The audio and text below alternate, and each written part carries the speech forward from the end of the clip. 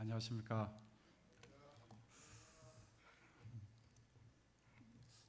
여자분들이 그 출가를 하면 그 친정에 대한 애착이 있다고 그러는데 제 개인적으로 상당히 우리 순복음교회는 또 친정 같은 편안한 곳입니다. 또 한편으로는 상당한 큰 부담으로 오는 거 사실입니다. 제가 떨리는 마음에서 우리 찬양 하나만 하고 시작했으면 좋겠습니다.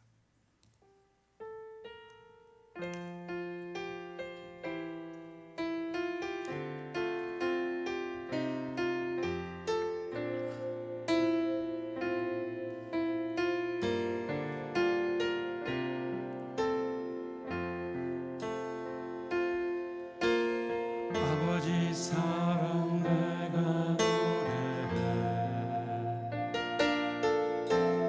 아버지 은혜 내가 노래해. 그 사랑 변함없으시, 거짓없으시, 성실하신 그 사랑,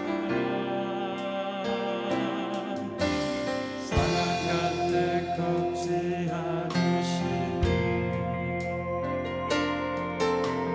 꺼져가는 등불 끄지 않네. 그 사랑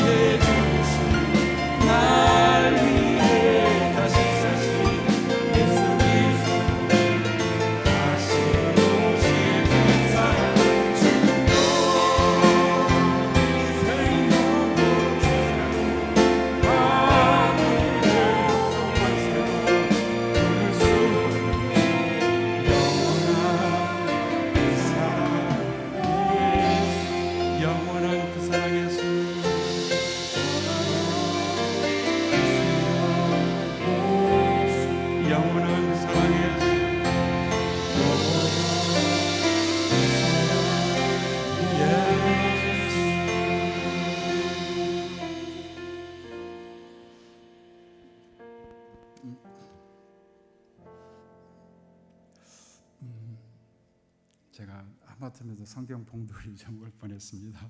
오늘 말씀은 시편 23편 우리 같이 함께 봉독하도록 하겠습니다.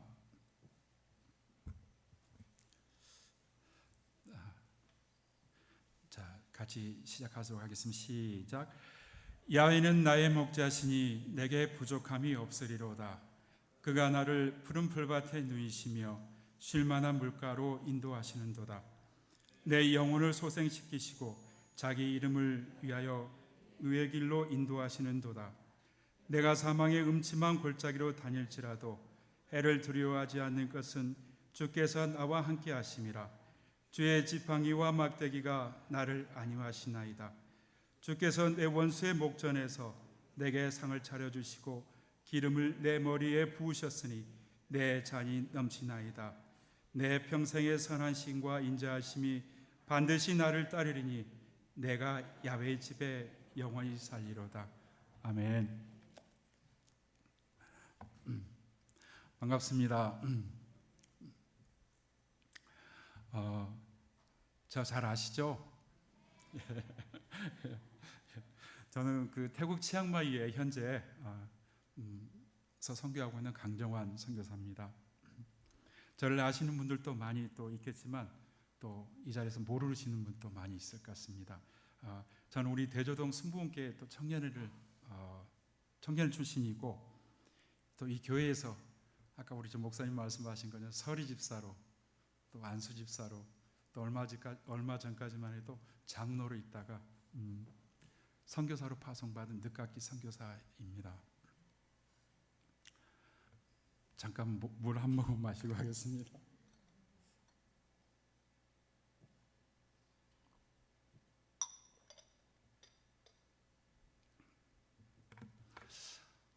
아까 우리 책태영 목사님이 저한테 전화 오셨어요. 장로님 어디 계세요라고. 또 참 잘못 부르셨다고. 선교사님 어디세요? 그렇게 말씀하셨거든요. 저한테는 그 부르는 호칭이 많이 있습니다.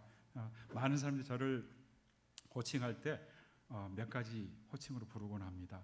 오래전에 이사하고 못 보던 분들이 저를 만나면 집사님 하고 달려오세요. 네. 그리고 또 많은 성도님들이 저를 또 장로님 또 선교사님이라고도 부르는데 이제는 26년을 덜고 돌아서 종이 된 목사님이라는 또 호칭이 또 하나가 더 추가가 되었습니다.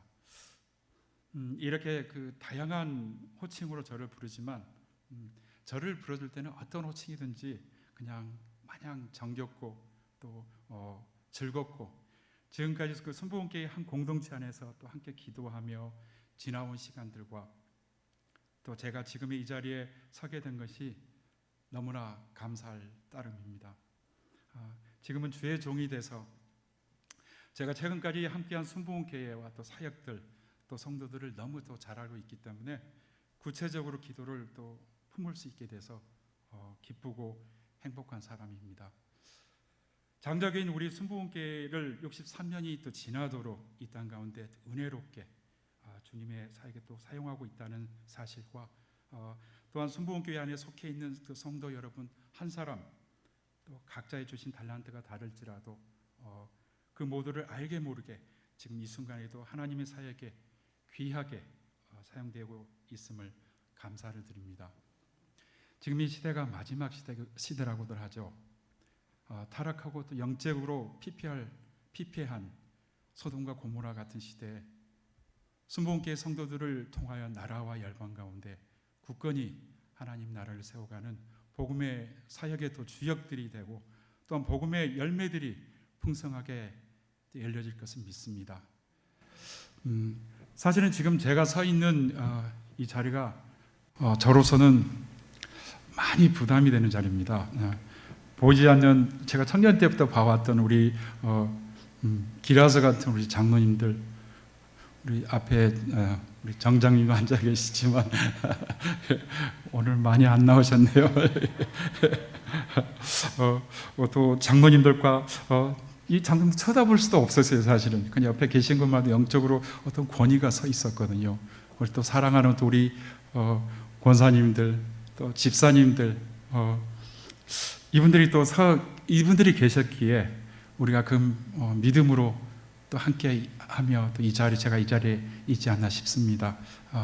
사실 저는 이분들의 믿음 생활을 보면서 또 많이 더 닮으려고 했고, 또한 항상 기도로 또 삶으로 믿음의 본을 보이셨던 존경하는 친정 식구들이기에 지금 제가 담담히 선교 사역을 또 시작할 수 있었고, 또한 이 자리에 그나마 편하게 설 수 있음을 감사드립니다. 지난달 유재호 담임 목사님이 저에게 말씀하셨어요. 목사 안수 받고, 제가 지난달 23일 날 목사 안수를 받았거든요. 목사 안수 받고 출국하기 전에 꼭 한번 말씀을 전하고 가야 됩니다라고 말씀하셨을 때 갑자기 그 소리를 듣는 순간에 가슴이 쿵쿵거렸어요. 다른 데서 제가 말씀을 전하거든요. 전하긴 전하는데 이상하게 우리 친정교회에서 그런지 더 긴장이 되고 사실 떨리는 것도 사실입니다. 네. 그래서 사실 오늘 이 자리가 저 개인적으로는 감동과 또 감격과 감회가 넘치는 많은 생각을 하기는 만감이 교차하는 또 자리이기도 합니다. 오늘 말씀을 준비하러 하나님께 물었습니다. 하나님, 저를 너무 잘 아시는 이분들 앞에서 어떤 말씀을 전달해야 할까요? 라고 몇 번이고 또 며칠에 걸려서 물었습니다. 저 개인적으로는 또 친정교회라서 뭔가 더 은혜스럽고 또 멋진 말씀을 준비해야 하는 큰 부담이 있었던 건 사실입니다. 설교를 몇 번 안 했지만 말씀 순서가 잡히면 참 신기할 만큼 하나님께서 말씀을 부어주셔서 말씀 전하기 전까지 감사하게도 말씀을 준비했었거든요. 그런데 이번에는 몇 날을 기도해도 말씀을 주시지 않으셔서 사실은 하나님께 불평을 했었습니다. 하나님 왜 안 주십니까? 왜 안 주십니까? 여러분 받으셨어요? 왜 안 주십니까? 그 이후에 하나님께서 저에게 꿈으로, 저는 사실 꿈이란 걸 잘 몰라요. 예전에 아내는 매일 밤 꿈을 꿨던 것 같아요. 하여튼 매일 밤 꿈을 꿨는데 저는 어쩌다 1년에 절기인 만큼 1년에 몇 번 정도, 그것도 꼭 하나님께서 어떤 중요해 기도해야 될 어떤 상황이면 기억나게 하셔서 꿈을 꾼 기억을 하는데, 그 나머지는 거의 기억이 없었던 것 같아요. 근데 저도 여러분도 알다시피 제 옆에는 지금 아내가 지금 저 위에 있습니다. 아내가 간 다음에 신기하게 저에게 많은 꿈들이 보이기 시작했어요. 그래서 이렇게 하나님 왜 안 주십니까? 왜 안 주십니까? 라고 몇 번 물었더니 그게 신기한 만큼 꿈으로 선명하게 한자 수고로, 그것도 상당히 위험한 단어를 주셨어요. 궁금하시죠? 궁금하세요? 예. 이게 상당히 저 개인적으로 좀 위험할 수 있어요. 사실은 부지불식이란 말씀을 주셨어요. 그것도 새벽녘에. 항상 이렇게 꿈을 주시면 이렇게 아내가 간 다음에는 꿈을 주시는데, 말씀을 준비하려면 항상 새벽녘에 꿈을 주시거든요. 그런데 부지불식. 그래서 자리에 일어나서 제가 제일 어려운 한자 수고거든요. 사실은 한문을 잘 몰라서. 그래서 아침에 일어나가지고 사전을 펴봤더니 부지불식이란 생각하지도 못하고 알지도 못한다는 뜻이었습니다. 이게 자칫 잘못하면 저한테는, 여러분이 듣기에는 아주 위험한 말씀이거든요. 제가 딱 이 낱말을 딱 내용을 듣는 순간에 뭔가 망치로 그냥 제 머리를 누군가 빵 때리고 가는 것 같았어요. 며칠을 제 고집을 피우고 제가 원하는 설교문을 또 주시기 원했었거든요, 사실은. 그래서 저는 저희 친정에 가야 되니까, 우리 여자분들 친정가 막 바리바리 또 준비해서 가잖아요. 또 올 때는 더 많이 싸고 오시지만, 근데 뭘 막 갖고 또 가야 되는데, 하나님 말씀 주세요. 멋진 말씀 제가 앞에서 하고 싶습니다. 주세요 그랬더니 하나님께서는 부지불식이란 말씀을 주셨어요. 그래서 고집을 피우고 했더니 며칠 진짜 안 주셨어요. 짜고 그랬더니 부지불식은 말씀 주시면서 그 말씀이 하나님의 우중을 뒤로 한 채 멋지게 그 설교를 만들어서 멋진 목소리로 또 멋지게 설교를 해야 하지 않은 저희 연약하고 부족한 교만을 두고 회개했습니다. 하나님께서 네가 아무리 멋지게 설교문을 작성해서 설교한다고 해도 그것은 하나님을 표현하는 것은 빙상의 일각이다. 하나님 뜻대로 하지 않고 하나님께서 함께 하지 않으시면 아무것도 할 수 없다는 하시는 말씀을 저에게 명확하게 하신 말씀이었습니다. 하나님께서 말씀하시면 곧바로 순종하시는 여러분들 되시기 부탁드립니다. 거기서 저는 하나님 알겠습니다 라고 저희 고집을 내려놓았습니다. 하나님께서는 지금까지 저의 또 삶을 인도하셨고 지금도 알게 모르게 자비를 또 베풀어 주시고 여기까지 인도하신 그 은혜를 여러분과 함께 나누기 원하셨습니다. 부지불식 그 위험한 단어, 우리의 모든 상황 가운데서도 주님께서는 말없이 또 많은 은혜를 부어주셨고 지금도 부어주고 계십니다. 누리고 있는 우리가 모를 뿐이지 어느 날 문득 뒤로 돌아볼 때 하나님께서는 우리에게 행하신 일들을 보면 참 놀랍고 놀라울 때가 많이 있습니다. 제가 잠깐 창세기 18장 말씀을 봤어요. 아브라함의 말씀이 언급되어 있는데 제가 이거는 잠깐 읽어드리도록 하겠습니다. 하나님께서 아무런 기별도 없이 천사들과 함께 아브라함의 집을 방문합니다. 아브라함의 입장에서는 손님이 집에 방문하는 일자와 또 정확한 시간을 알아야지 그 손님 맞을 준비를 더 잘할 수 있는데도 하나님과 천사들은 연락도 없이 그것도 부지불식하게 아브라함의 집을 방문합니다. 갑작스러운 손님들의 방문에도 최선을 다해 영접하는 아브라함의 또 아름다운 모습이 등장하고 아브라함은 천사들로부터 두 가지 중요한 소식을 듣죠. 하나는 이삭이 태어난다는 기쁜 소식이고 또 하나는 조카 롯이 사는 소돔성이 망한다는 슬픈 소식이었습니다. 그래서 아브라함은 슬픈 소식을 듣고 미리 중보라도 할 수 있었던 것이었습니다. 우리가 알고 있는 아브라함은 믿음의 조상이요 또 성민과 순종의 사람이었고 또 하나님께서 그분의 뜻을 미리 알려주실 만큼 친근하게 보시는 믿음의 사람이었습니다. 이 시간 함께하는 저와 모든 성도들이 믿음의 조상 아브라함의 믿음의 계보를 이어가고 세상의 불의를 보며 지탄하기 전에 먼저 이 세상을 보며 회개하는 또 이 땅 가운데 하나님 나라를 세워가는 복 있는 자들이 되기를 간절히 축원드립니다. 오늘 말씀 시편 23편 말씀을 가지고 또 함께 나누도록 하겠습니다. 아까 목사님께 잠깐 말씀드렸습니다.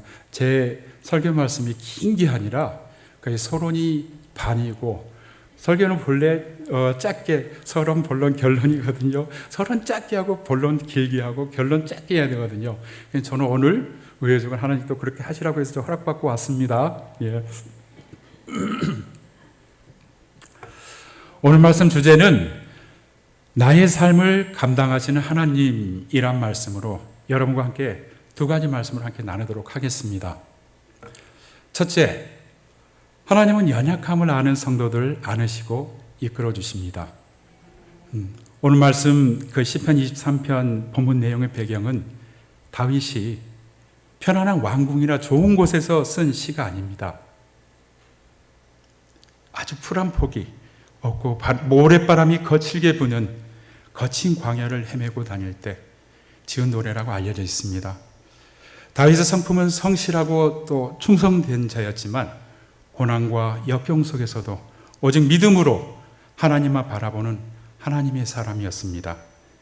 다윗은 어린 시절부터 양을 치는 목동으로 성장했고 그런 다윗을 하나님께서는 이스라엘 초대왕 또 사울의 뒤를 잇는 차기 왕으로 계획하셨던 것입니다. 자, 그 후에 다윗은 기름 부음을 받고 왕궁으로 들어가게 됩니다. 그러나 사울왕의 광기와 또 시기심으로 풍성했던 궁중 생활은 한순간에 끝나버리고 다윗은 자신의 삶의 터전이었던 광야로 다시 돌아가게 됩니다. 이제는 양을 치는 목동이 아니라 예전에는 궁전에 들어가기 전에 양을 치는 목동이었어요. 이제는 어떤 신세? 쫓기는 신세가 됐어요. 그래서 이제는 왕을 치는 목동이 아니라 도망자의 신세가 되어서 돌아온 것이죠. 다윗이 방황하는 광야는 물도 없었고 또 물이 없기에 식물도 살 수 없는 땅이었습니다. 모든 것이 부족한 그곳은 사람이 살 수가 없는 그야말로 적박한 땅이었습니다. 그 힘들고 어려운 상황의 광야에서 다윗이 노래합니다. 여호와는 나의 목자시니 내게 부족함이 없으리로다. 그가 나를 푸른 풀밭에 누이시며 실만한 물가로 나를 인도하시는도다 라고 고백합니다. 여러분이 이 어려운 상황에 있다 그러면 이런 찬양이 나올 수 있겠습니까? 지금 찬양이 다윗의 찬양이 이해가 가십니까? 이해가 되세요? 대답들 안 하시네요. 예. 저는 상당히 예전에 이 말씀 어떤 역설적인 부분을 성경 말씀 보고 상당히 예전에 그 어려웠던 부분 때가 있었습니다. 사실 하나님께 돌려드리기 원하시는 지금의 내용이 아직은 저희 아픈 기억이라 또 많이 망설였고 또 어려웠습니다. 그래서 하나님께서 이 말씀을 원하고 계시는데 저는 이걸 피하다 보니까 부지불식이란 말씀을 주셨어요. 자, 이제 시키는 대로 하겠습니다. 제 아내가 누군지 아시죠?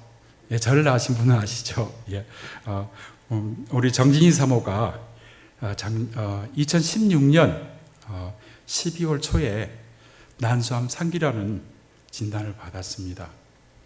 저는 아내와 함께 우리 순복음교회 평신도 사역을 하면서 몇십 년을 또 열심히 잘 섬겨왔는데 남의 이야기로만 듣던 생각했던 암이 실질로 제 아내에게도 온 것입니다.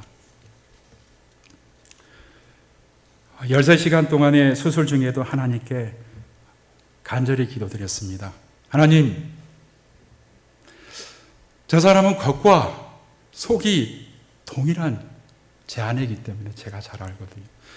저 사람은 겉과 속이 동일한 사람이고 또 신실한 사람이고 오직 주님만을 생각했고 주님만을 위해 살았습니다. 그런데 왜 이런 질병을 제 아내에게 주십니까?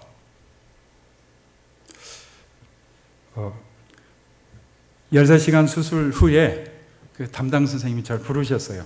선생님 말씀이 수술은 열심히 최선을 다했습니다. 그러나 워낙 또 큰 수술이었고 좋지 못한 예후의 그 상황이기 때문에 기도 수명이 몇 개월 안 될 수 있습니다. 하지만 생명은 하늘의 소관입니다라고 그분도 어떤 크리스찬 같았어요. 연대 세브란스 김상훈 선생님이라고 저를 그렇게 위로해 주셨어요. 그렇게 수술을 하고 그 이후에 이제 6번의 항암을 2주에 한 번씩 하고 또 그 이후에는 2주에 한 번씩 면역 치료를 했는데 병원 가기 전날에는 아내가 잠을 못 자는 것입니다. 잠을 자야지 병원에 가 치료할 수 있거든요. 환자의 관건이 백혈구와 싸움이에요, 사실은. 많은 단백질로 몸에 어떤 적혈구가 들었을 때 물리칠 수 있는 백혈을 배양해야 되는데 그렇지 못했습니다. 그래서 병원 가기 전날은 항상 잠을 못 자고 뒤척이는 거예요.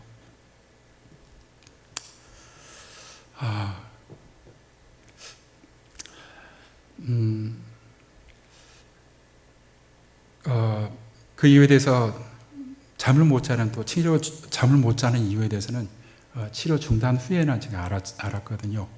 그러다가 2018년 8월에 계속 2016년부터 치료를 해왔는데 2018년 8월에 간으로 또 다른 부로 전이가 됐어요. 전이가 됐고 의사 선생님으로부터 결과가 2, 3개월을 넘기기 어렵다는 소리를 듣습니다. 당장 입원해서 집중 치료를 해야 한다는 말을 하는 것이었습니다. 예전에는 아침 집에서 6시에 나와가지고 7시에 혈액 검사하고 또 기다렸다가 9시 반에 선생님 면담하고 또 11시부터 면역치료 들어갑니다. 어떤 때는 이제 하루가 걸려가지고 이게 그 매번 갈 때마다 어떤 상황이 달라지거든요. 어떤 때 막 너무 힘들어하기도. 그래서 어떤 때는 저녁 7시에 병실에 불을 끄고 나오는 그런 경우도 있었습니다. 그게 일상이었어요. 근데 그나마 그것도 저에게는 같이 숨 쉬고 있다는 것 자체가 감사한 일이었어요. 예.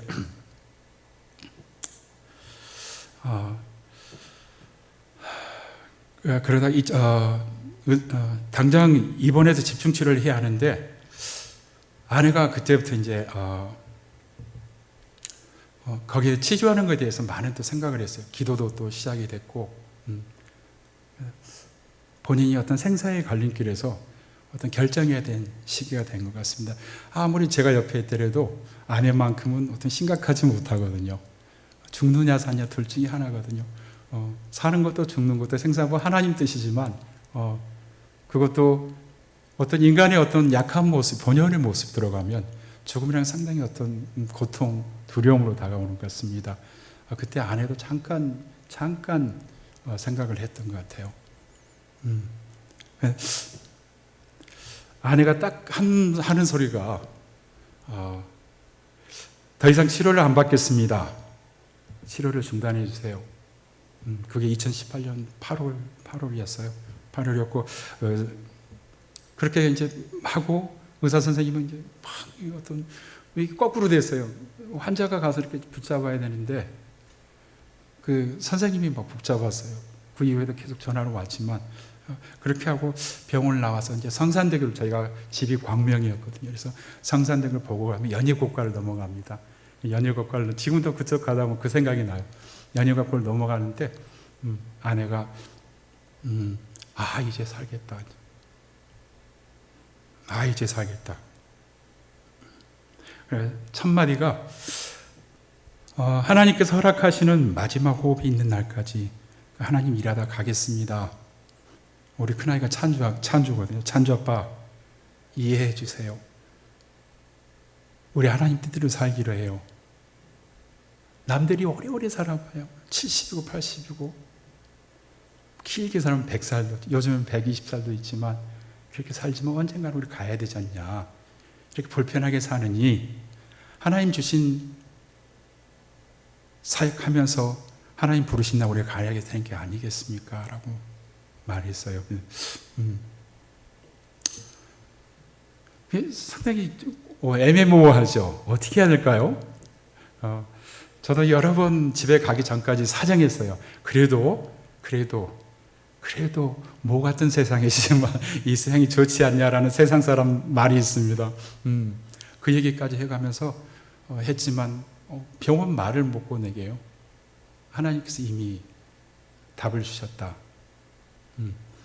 집에 가서 이제 아이들이 며칠을 두고 사정사정했어요. 엄마, 그래도 우리가 그래도 같이 눈을 보고 또 숨을 쉬면서 우리 같이 이렇게 올려 사는 게 좋지 않습니까? 아들이 나중에 이제 울면서 이제 사정을 했는데 화를 내지 않는 사람이거든요. 아내가 너는 왜 하나님의 섭리를 너는 거역하느냐라고 이상한 막 말을 했어요. 그때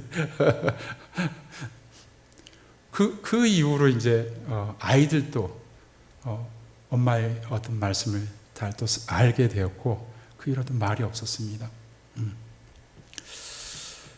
약물 치료가 멈추고 나니까 신기하게 이제 정상으로 돌아왔어요. 몸이. 그 위에는 약물 치료할 때는 늘 까부장해가지고 아내의 어떤 성격이 완벽한 성격이에요. 그래서 남한테 의지도 못하고, 남한테 의지도 못하는 성격. 제가 이제 어떤 남편이지만 저는 어떤 일상의 생활이거든요. 그렇죠. 가족이 이런 삶이거든요. 누가 고생하고 뭐 덜 고생 그거는 없다고 생각을 하거든요. 제 삶인데 아내 이제 천국 가고 나서 그 핸드폰에 혼자서 하는 그 묵상 말씀이 있어요. 묵상 말씀이 있는데 그 핸드폰 가게에 가가지고 풀어서 밴드를 제가 확인했습니다. 확인했는데 이 사람은 제 아내지만 너무 하나님의 사람이었습니다. 온통 하나님에 대한 얘기밖에 없어요. 하나님 이렇게 살고 싶습니다. 하나님 저를 어떻게 생각하세요? 예. 2004년 불과 얼마 천국 가기 전까지도 그런 말밖에 없었어요. 제가 이제 오늘은 사실은 자칫 잘못하면 제가 아내 자랑쟁이로 지금 있지도 않는 아내를 갖다 자랑쟁이로 보일 수 있지만 이거는 꼭 해야 된다고 하신 또 원명이 있어서 제가 말씀드린 겁니다. 자유스러워진 그 몸이 되다 보니까 이제 걷는 것도 빨라지고 하고 싶은 것도 많아진 거예요. 근데 이 사람이 막 욕심이 많아졌어요. 그러니까 그동안에 이제 막 저쪽 유럽이나 아시아 같은 데서 선교사님들이 보고 싶습니다. 한번 와주세요라고 얘기했지만 저희가 갈 수 없는 상황이었거든요. 갈 수 없는 상황인데 하여튼 아시아 쪽, 작년 또 유럽 쪽, 저희가 그냥 갈 수 있는 상황이 아닌데도 불구하고 또 하나님 그렇게 다르게 연결해 주셨어요. 그래서 선교사님을 다 뵀어요. 다 뵙고 멀리 계신 또 그 친척들도 보고 싶다는 지인분들 다 뵙고 왔고, 그래서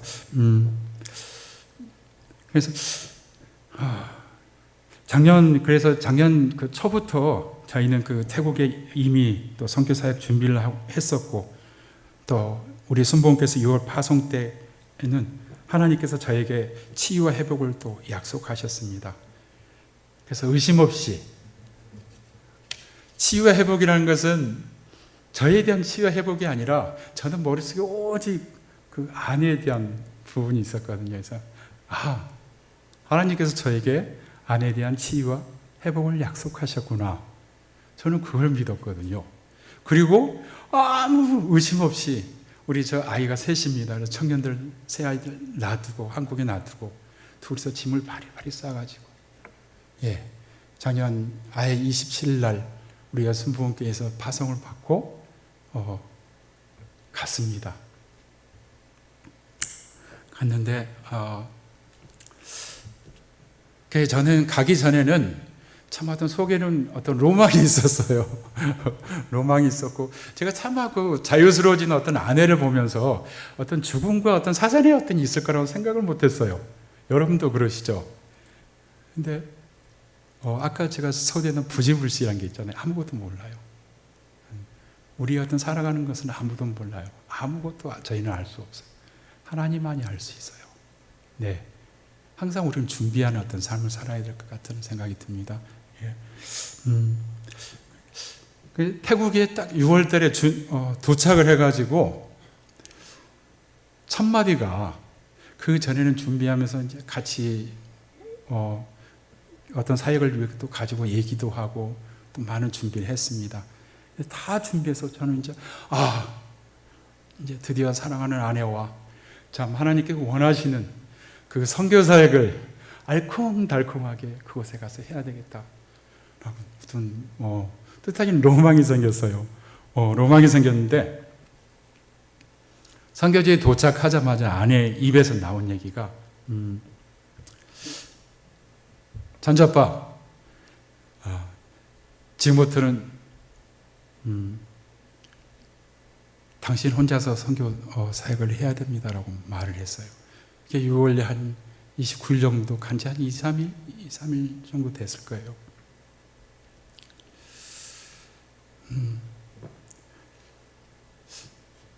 근데 그때부터 저의 어떤 좀 이상한 느낌이 들었어요. 너무 이상했어요. 사실 저희가 가서 어떤 밥그릇이 하나도 없었거든요. 밥 먹을 밥그릇도 없었고, 저희가 그렇게 넉넉한 편이 아니었기 때문에 몇 수년간 이제 어떤 병원 치료를 하다 보니까 어떤 물질적인 것도 하고, 근데 오직 하나님만 믿고 거기 갔어요. 갔는데 저는 우선 밥그릇 사고 그릇 사는 게 사실은 그게 급한 일이었어요, 사실은. 근데 이 사람은 뭘 준비하냐면 3단 매트리스요를 준비했어요. 근데 지금 방이 3개에다가 킹 사이즈 침대가 3개 있어요. 이렇게 하면 돈이 많이 들어가는 줄 알죠? 이제 그건 아닙니다. 하나님께서 응답하신 결과물로 또 선교관을 저희가 얻게 됐고, 그 선교관의 그 주인은 현지 태국 목사님이라는 거 제가 여기서 또 먼저 말씀드립니다. 그래서 그 목사님이 온 이유를 얘기했더니 싸게 해주셨어요. 방 하나보다 더 싸게 가격을 해주셨거든요. 근데 방마다 그냥 킹사이즈 침대가 넙다란 킹사이즈 침대가 3개가 있는데 왜 매트리스를 3개를 3단짜리를 갖고 와야 되냐? 12월 달, 11월 달 저희 교회에서 오신다는 손님들이 있었대요. 권사님들 오신다고 그랬대요.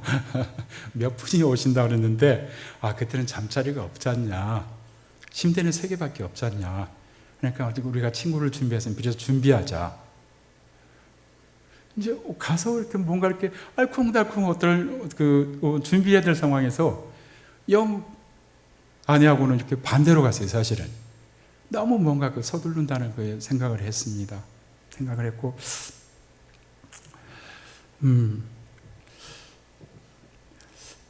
네, 여하튼 이제 그렇게 하고 다 준비를 하고 어떤 선교사에게 준비한 물품도 다 준비하고 선교관에 필요한 물품도 다 준비를 하고 8월 달 몸이 이제 아프기 시작했어요. 그래서 몸이 아프기 시작해가지고 제가 막 한국 들어가더니 선교사님 저기 현지 있어야지 왜 한국에 들어가냐? 아니 당신 몸을 보니까 정상이 아니다. 우리 한국 가서 검사 한 번만 해보자. 아주 굽굽한 우리 이 권사님이 이제 아실 거예요. 근데 아주 고집을 피웠어요. 그래서 우리 처제들하고 이제 약속을 하고 좀 전화해서 언니 좀 오라고 해라. 근데 저는 선교사가 선교지를 지켜야지 어딜 따라오려고 그러냐고. 막 그 몸이 부자연스러운 상태에서 그래서 급한 김에 이제 그 휠체어 서비스를 받아가지고 그 치앙마이 항공에서 이제 보냈습니다. 아주 정말 너무 마음이 아팠거든요. 보냈는데 뒤돌아서서 가면서 저에게 찬자빠 잠깐만 혹시 하나 물어보고 싶은 게 있다. 혹시 당신은 하나님보다 나를 더 생각하지 않았냐?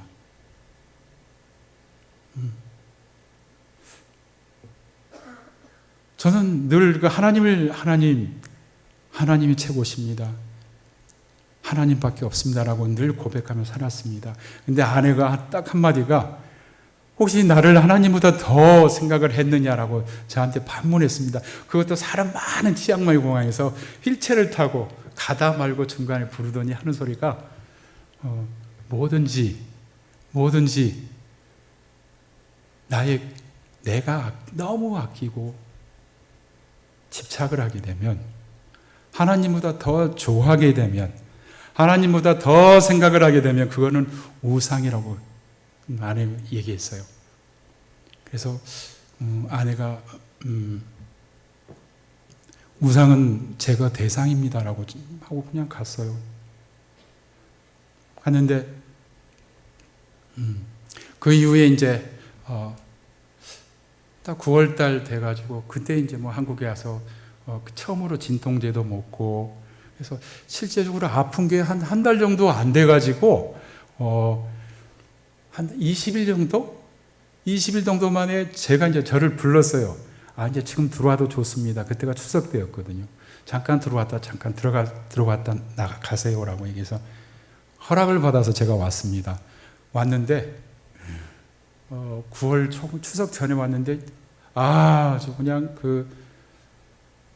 예전에 그 건강하던 모습이 하나도 없고 바짝 말랐어요. 단 며칠 사이에. 그래서 6월 달에 파송받고 9월 달에 아주 간단하게 그 사람은 어떤 사명 또 소명 다 하고 하나님 곁으로 돌아갔습니다. 제가 너무 구구절절하게 말하면 너무 지저분해질 것 같아가지고 암치료 초기부터 또 우리 순복음교회도 성도님들과 또 선교사님들 여러 나라의 선교사님들과 많은 지인들이 또 아내 회복을 기도하며 그때까지 왔는데 너무 저로서는 허무했습니다. 그래서 그때 솔직히 저는 선교사역을 생각할 수도 없었어요. 여기서 나의 사역은 끝이구나. 하나님이 너무 원망스럽고 왜? 왜 하필 저 사람이?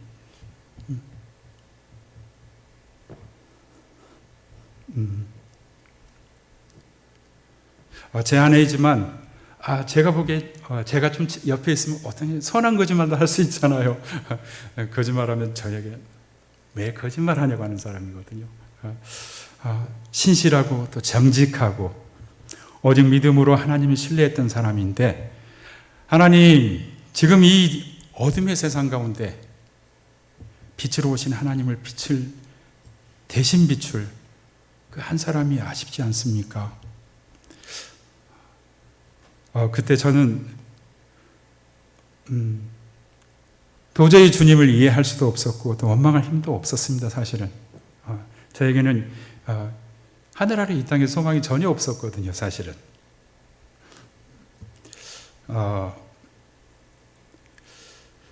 10월 한 달은 사실 이제 9월 28일 아내가 천국 갔는데 10월 한 달은 사실 그냥 잠자고 먹고 오는 자는 안 받고 해서 집에서 먹고 자기만 했습니다. 그러다 어느 날 한 10월 셋째 주 화요일이 22일인가요? 정확히 지금 저도 이제 가물가물 22일 날인가 밤에 꿈에 예수님의 그 손을 보이셨어요.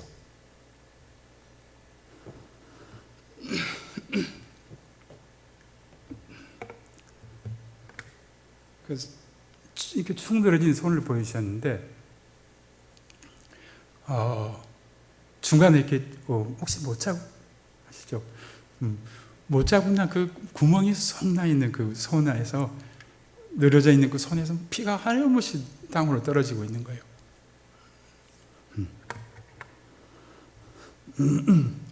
그런 모습을 또 하나님이 또 보여주셨습니다. 그 손에는 붉은 피가 하염없이 땅으로 떨어지고 있었습니다. 저는 이른 그 새벽에 일어나서 하나님 잘못했습니다. 회개 기도를 했습니다. 하나님, 그 하나님의 독생자를 저를 위해 보내주셨군요. 예수님은 모든 권리를 포기하시면서까지 나를 사랑하시고 또 종으로 선택하셨습니다. 십자가에 못 박히신 피값으로 나를 죄에서 구해주신 예수님의 못 박히신 손을 보여 저로 하여금 회개를 하게 했습니다. 그 후로부터 기도를 또 시작하게 됐습니다. 보자기로 아내의 영정사진을 보자기로 해놓고 풀지를 못했거든요. 자신이 없었거든요. 볼 자신이 없어가지고. 근데 기도를 하면서부터 보자기로 써놨던 영정사진들을 풀었어요. 근데 예전에는 어떤 가슴 아팠던 기억들이 기도하고 나서 참 저희가 사는 것은 저희 뜻대로 사는 게 하나도 없어요. 하나님 뜻밖에 없어요.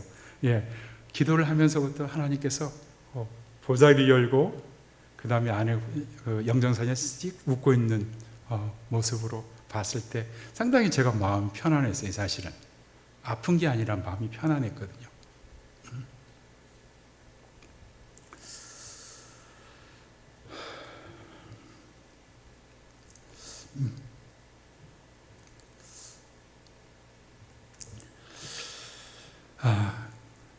아내가 없는 선교지는 사실 생각지도 못했습니다. 가야 한다는 마음도 사실 갖지 못했었는데 기도하면서 또 하나님께서 마음을 주셔서 11월 둘째 주 13일 날 다시 또 태국 선교지로 돌아가게 됐습니다.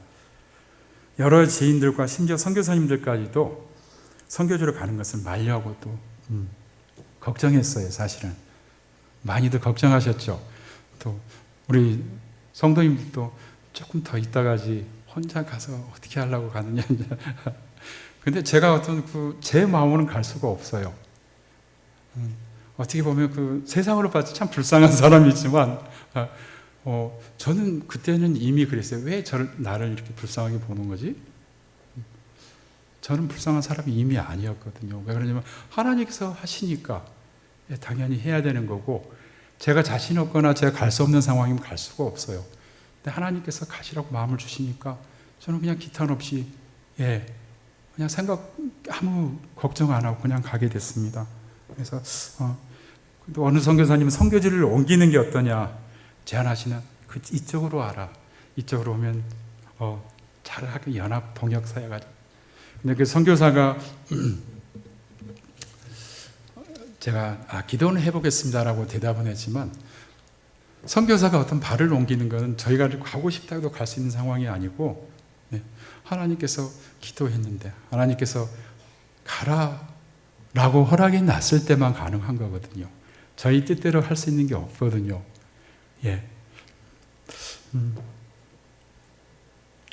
선교사는 선교지를 들어가서 또 선교관에 남아있는 안의 흔적들을 사실 또 생각하면서 앞으로 그 안의 흔적들을 어떻게 해야 되나 겁이 사실 났어요. 가기 전에. 근데 그것까지도 아시고 하나님께는 제게 위안을 주셨습니다.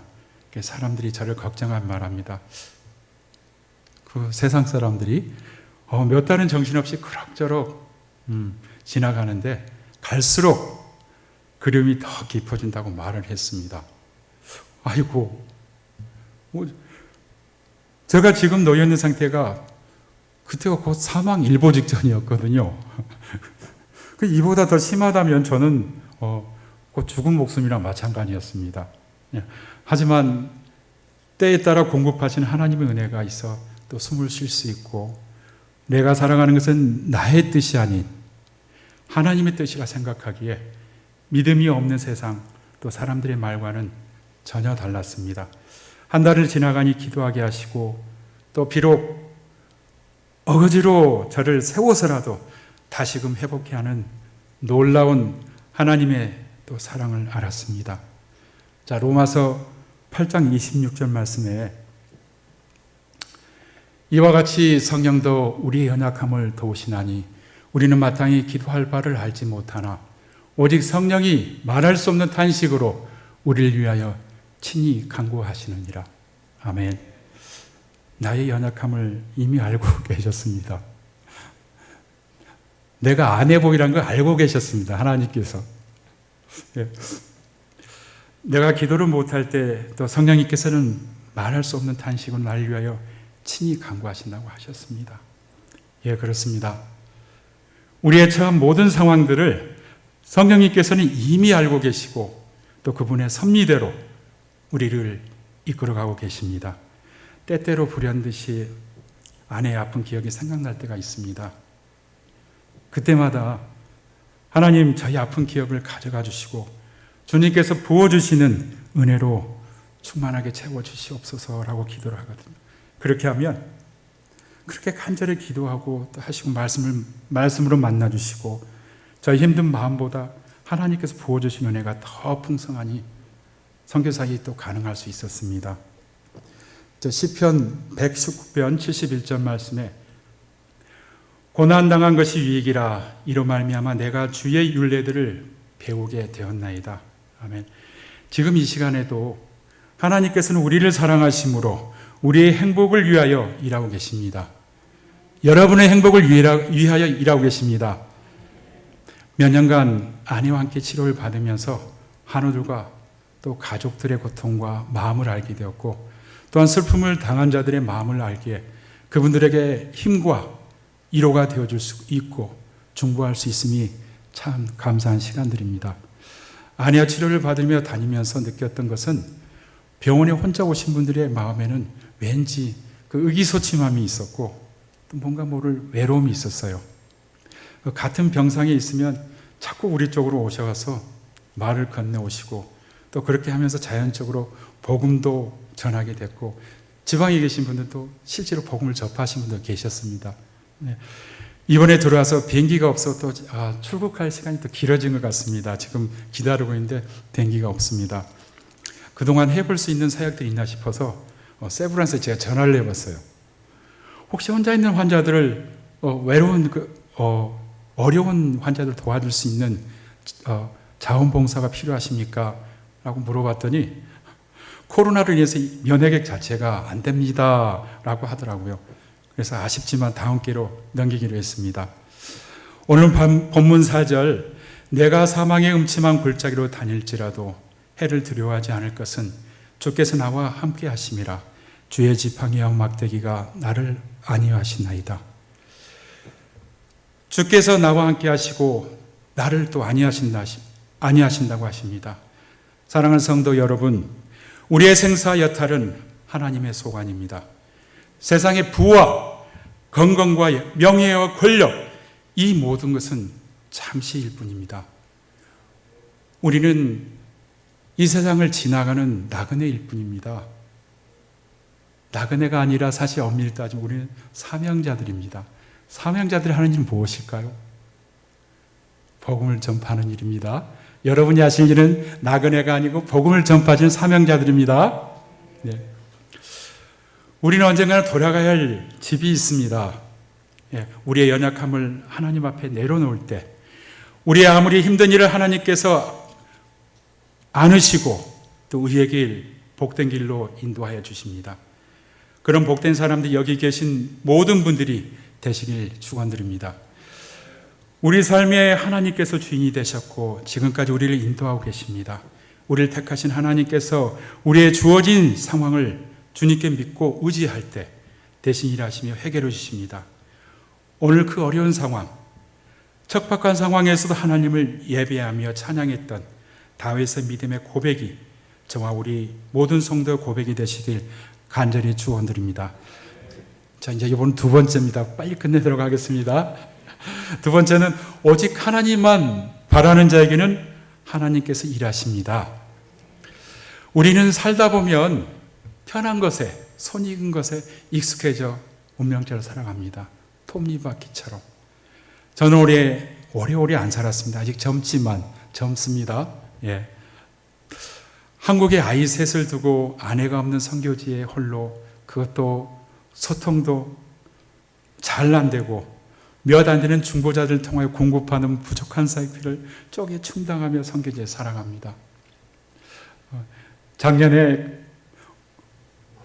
어느 권사님이 12월 달에 저희 집을 방문하셨어요. 선교관을 방문하셨는데 그 권사님하고 장로님이 저한테 말씀하셨어요. 아유, 강성희 사님 참 대단하십니다. 왜요? 아니, 태국말도 모르고 소통도 안 되는데 이 땅에서 어떻게 살아가십니까? 라고. 그래서 저는 하나도 걱정이 없거든요. 이건 하나님 주신 성격일까요? 하나도 걱정 없거든요. 예. 우리 장로님이 그러셨어요. 어떻게 그렇게 그 상황에서 살아갈 수 있느냐. 낮에 같은 건 지금 낮 기온이 거의 40도를 오르락내리거든요. 특히나 이제 그 봄이 되면 2, 3월, 4월, 5월까지는 미세먼지가 저희는 한 60, 70 올라가면 이제 경보가 울리기 시작해요. 대한민국은. 저희는 그 치앙마이 같은 경우는 1년 중에 제일 공기가 대기질이 안 좋을 때가 2, 3, 4월, 5월이에요. 그때는 평균 미세먼지가 250이에요. 그럼 아침에 일어나면 대낮에 온도는 40도까지 올라가지 먼지는 말해서 무는 문제는 그렇지. 그 상황에서 때로는 내 자신을 보면서 왜 내가 언어도 어렵고 모든 게 찌질이 궁상처럼 한국도 아닌, 그것도 6시간 만에 가야 되는 이방 땅에서 이 생고생을 하고 있을까?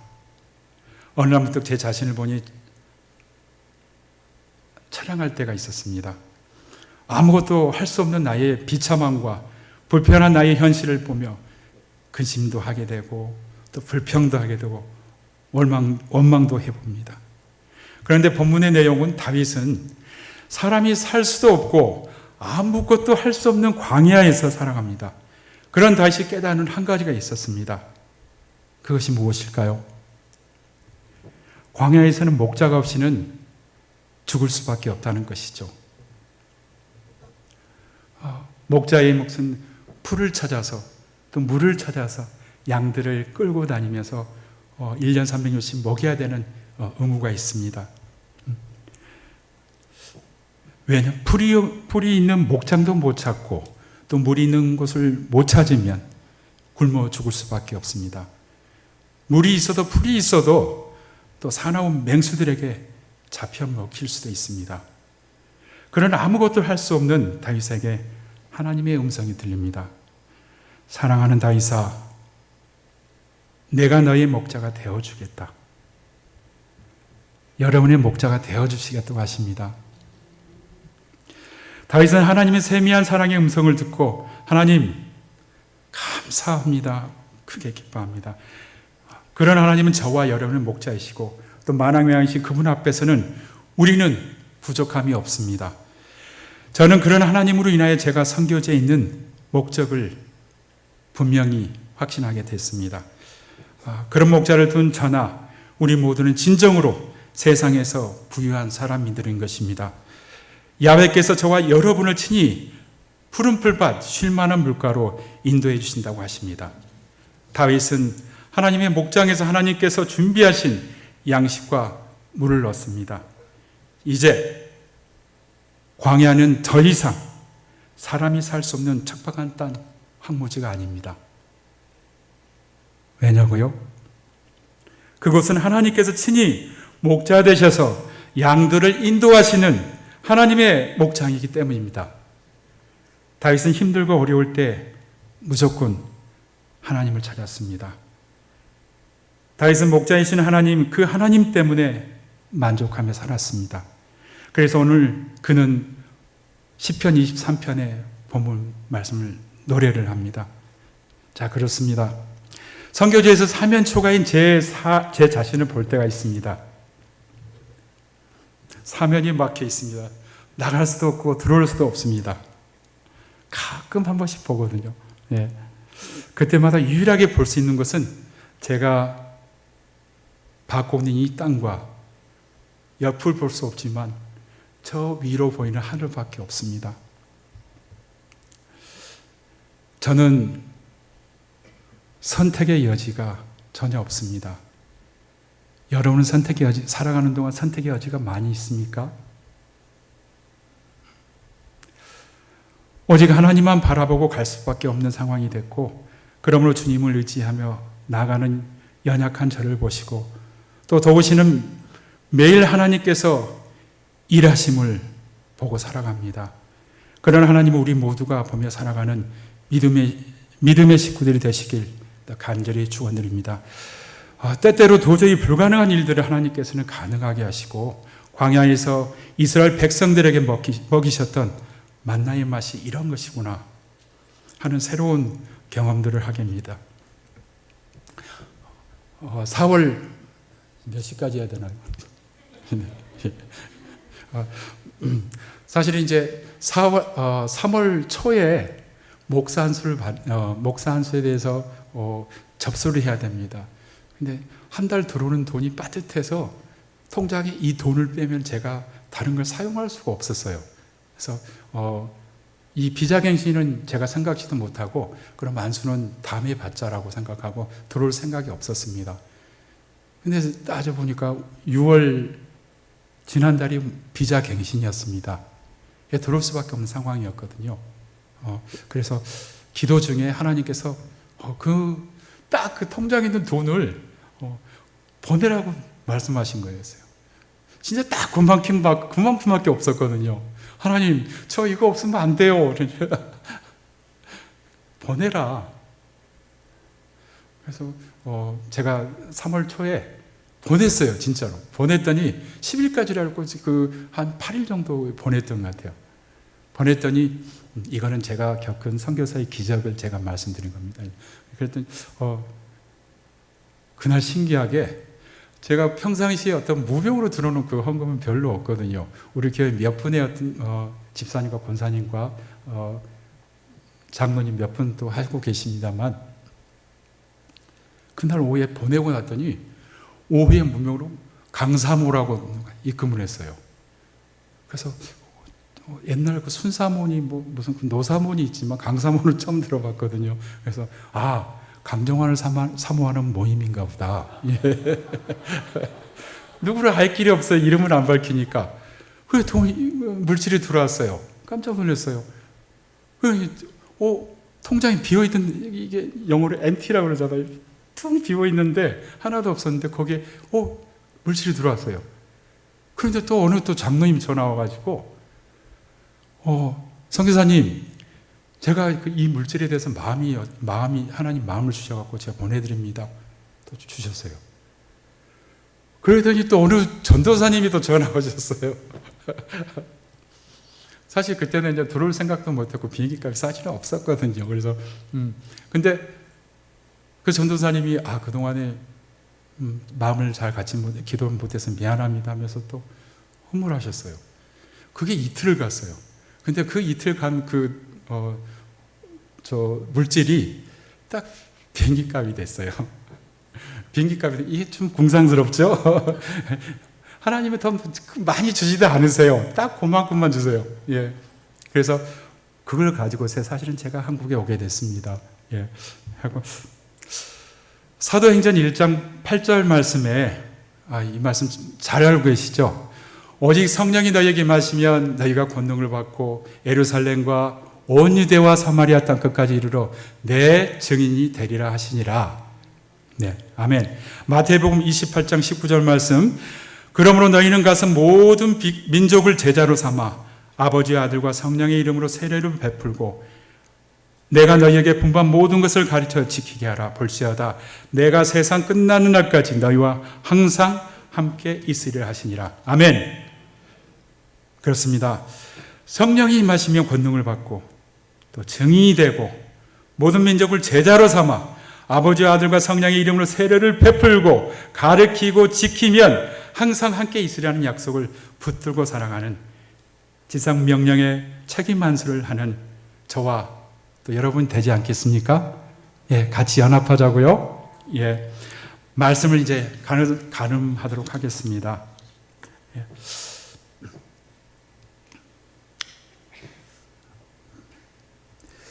사랑하는 성도 여러분, 여러분들 가운데 가정과 또 가족, 또 지인들 풀지 못한 관계가 있습니까? 또 질병으로 인해서 또 많은 문제라서 가정의 문제라서 고생하고 있습니까? 하나님께 맡기고 의지하십시오. 나의 나약함을 하나님께 전적으로 의지하여 고백할 때 그때 비로소 저의 비고 빈 마음에 하나님께서 일하시고 또 저와 여러분을 대신하여 함께 하십니다. 오늘 말씀대로 하나님이 우리의 목자 되시고 우리는 그분의 양입니다. 우리는 할 수 없으나 하나님은 우리의 문제를 해결해 주십니다.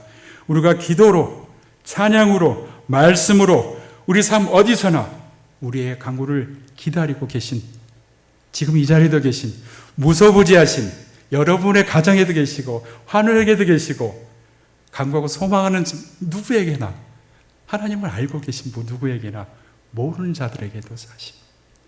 예. 무소부지하신 예수님을 통하여 여러 문제가 해결이 되고 또 소망하는 것들을 믿음으로 바라보고 이루어지는 다윗처럼 넘치는 삶을 살아가는 하나님의 사람들이 되시길 간절히 축원드립니다. 자, 잠깐 기도하시겠습니다. 사랑과 은혜가 충만하신 하나님 아버지, 오늘 다윗의 믿음을 바라봅니다. 우리가 살아가는 삶들이 비록 녹록지 않고 어려울지라도 그 상황에서 주님을 노래하는 다윗 같은 복 있는 믿음의 사람들이 되기를 원합니다. 언제나 무소부지하신 하나님을 영화롭게 해드리는 우리 모두가 될 수 있도록 은혜를 베풀어 주시옵시고 오직 우리 삶 가운데 길이요 진리요 생명이신 살아계신 주 예수 그리스도로 인하여 즐거워하며 잠시 분이 이 세상에 집착하지 않고 영원한 하늘 소망을 이루는 우리 순복음교회 모든 성도들이 될 수 있도록 은혜와 자비를 베풀어 주시옵소서. 이 모든 말씀 우리를 사랑하시는 예수 그리스도 이름 받들어 기도합니다.